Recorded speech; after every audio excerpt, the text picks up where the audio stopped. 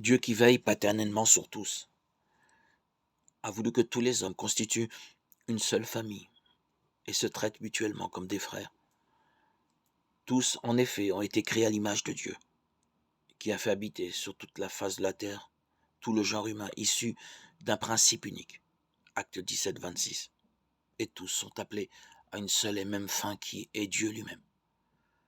À cause de cela, l'amour de Dieu et du prochain est le premier et le plus grand commandement. L'Écriture enseigne que l'amour de Dieu est inséparable de l'amour du prochain. Tout autre commandement se résume en cette parole. Tu aimeras le prochain comme toi-même. La charité est donc la loi dans la plénitude. Romains 13, 9, 10.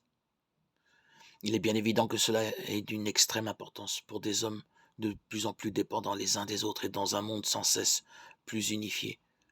Allons plus loin. Quand le Seigneur Jésus prie le Père pour que tous soient un, comme nous sommes un, il ouvre des perspectives inaccessibles à la raison. Il nous suggère qu'il y a une certaine ressemblance entre l'union des personnes divines et celle des fils de Dieu, dans la vérité et dans l'amour.